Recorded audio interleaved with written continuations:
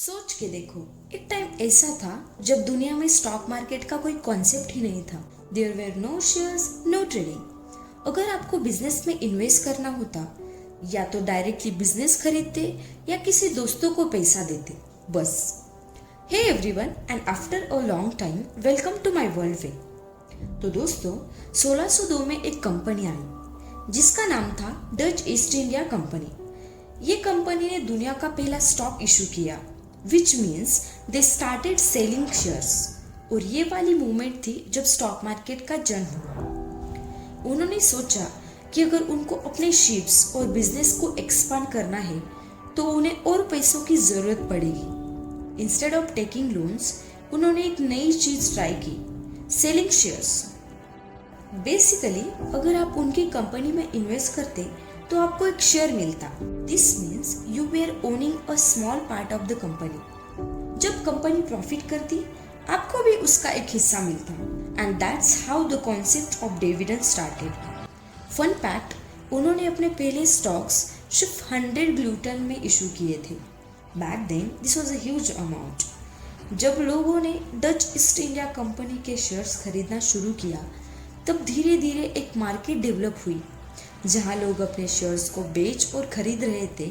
और ये मार्केट इतनी पॉपुलर हो गई कि उन्होंने बना दिया एम्स्टर्डम स्टॉक एक्सचेंज, जो दुनिया का पहला ऑर्गेनाइज्ड स्टॉक एक्सचेंज था। आज जो हमारा बॉम्बे स्टॉक एक्सचेंज या न्यूयॉर्क स्टॉक एक्सचेंज है, ये सब इससे पहले स्टॉक एक्सचेंज का आइडिया से शुरू हुआ। आज कंपनीज अपने शेयर्स को पब्लिक में बेचती है और कैपिटल रेज करती है, और हम उसे आईपीओ कहते हैं, इनिशियल पब्लिक ऑफरिंग। उस टाइम के लोगों के लिए एक कॉन्सेप्ट बिल्कुल नया था। शेयर्स खरीद के मेन कंपनी का पार्ट कैसे बन सकता हूँ।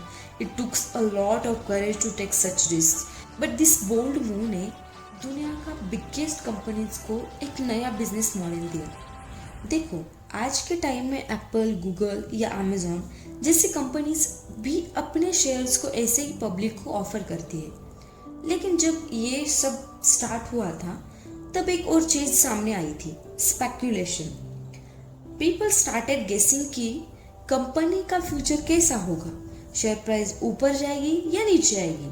और ये पहला मोमेंट था जब स्पेक्यूलेशन मार्केट में आया। लेकिन जैसे ही ये प्रॉफिटेबल था, वैसे ही रिस्की भी था।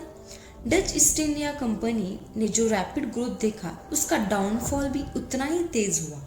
इवेंचुअली ये कंपनी बैंकरप्सी में गई, लेकिन उन्होंने जो फाइनेंशियल रेजोल्यूशन शुरू किया, उसके बिना आज का स्टॉक मार्केट इम्पॉसिबल होता। सोचने वाली बात तो ये है कि अगर डच ईस्ट इंडिया कंपनी ने रिस्क नहीं लिया होता, तो शायद हमारी इकोनॉमी आज जितनी एडवांस्ड है वो उतनी नहीं होती।